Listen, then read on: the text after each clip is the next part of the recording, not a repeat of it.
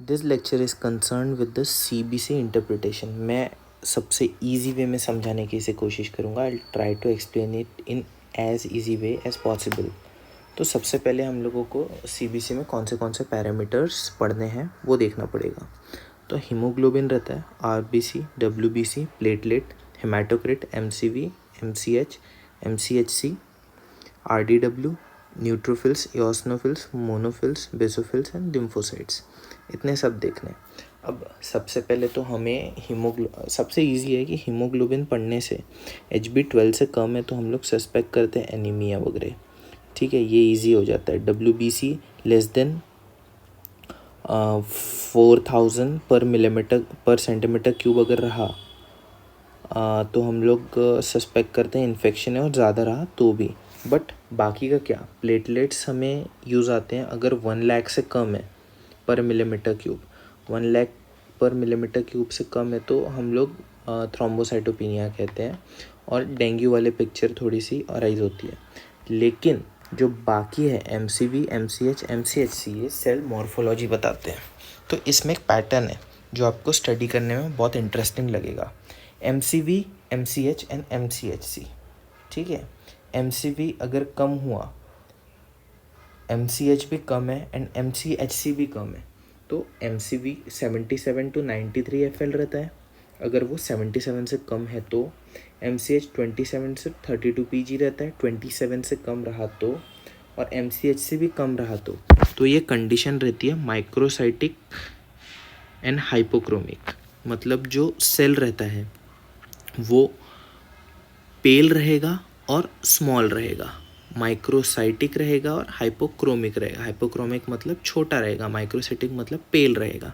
तो MCV, MCH, MCHC जब कम रहे तो हम लोग कौन से कंडीशंस सोच सकते हैं। Iron deficiency, thalassaemia, sideroblastic anaemia, chronic disease, कोई भी क्रॉनिक डिसीज़, और लीड पॉइजनिंग।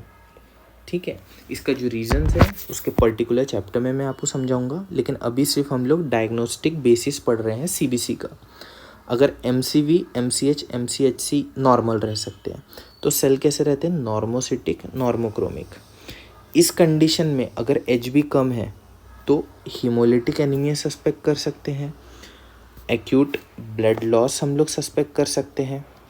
ठीक है, फिर इसके बाद कीमोथेरेपी वाले पेशेंट में कंडीशन रहती है, और रीनल डिसीजेस में HB कम रहेगा but MCV, MCH, MCHC normal रहेगा। इसके बाद की कंडीशन है जब MCV, MCH तो बड़े हैं, greater than MCV greater than 93 FL, MCH greater than 32 PG, लेकिन MCHC नॉर्मल है, तो दैट कंडीशन इज़ मैक्रोसाइटिक। जो सेल रहता है वो पेल नहीं रहेगा। ठीक है, माइक्रोसाइटिक में पेल रहता था, मैक्रोसाइटिक में पेल नहीं रहेगा।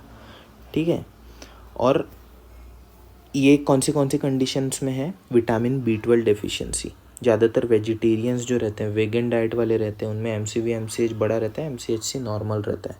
स्टिल उसके साथ साथ B12 deficiency, folate deficiency, plastic anaemia की कंडीशन है, लीवर डिसीज़ में कंडीशन रह सकती है, एंड माइलोडिस्प्लास्टिक डिसीजेस में रह सकता है। ठीक है, इसके साथ साथ जब हम लोग CBC इवेल्युएशन एकदम अच्छे से एक पर्टिकुलर पॉइंट पे पढ़े तो MCV जो रहता है वो हम लोग पढ़ते हैं फॉलेट, अगर वो बढ़ गया MCV तो B12 फॉलेट डेफिशिएंसी रहती है, और अगर कम हो गया MCV तो आयरन डेफिशिएंसी तरफ हम देखते हैं। MCHC जो बढ़ा तो अगर MCHC बढ़ा तो हाइपरक्रोमिक हो जाता है सेल। हाइपरक्रोमिक का मतलब हमने पढ़ा था, हाइपरक्रोमिक मतलब जो बड़ा हो जाता है सेल, छोटा नहीं, MCH बढ़ने से, और हाइपोक्रोमिक हो जाता है अगर MCH कम हुआ तो। MCHC अगर ज़्यादा रहा तो डिहाइड्रेशन की कंडीशन रह सकती है।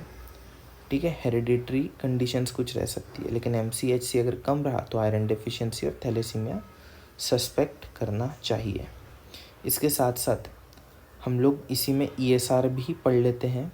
ठीक है, तो ESR अगर रेज्ड रहा तो इन्फ्लामेशन है, TB में रह सकता है, MI में और एनीमिया में रह सकता है, और ESR जो रहता है वो कम CCF कंजेस्टिव कार्डियक फेल्योर में रह सकता है, स्पेरोसाइटोसिस में रह सकता है, पोइकिलोनसाइटोसिस में रह सकता है।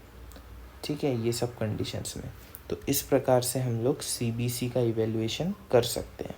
तो MCV, MCH, MCHC आपको बताएंगे कि सेल्स किस टाइप के हैं और आप कौन सी कंडीशन तरफ डायग्नोसिस आपका लेके जा सकते हो। सो इसे स्क्रीनशॉट ले लो, it will be very handy for you during clinical rounds.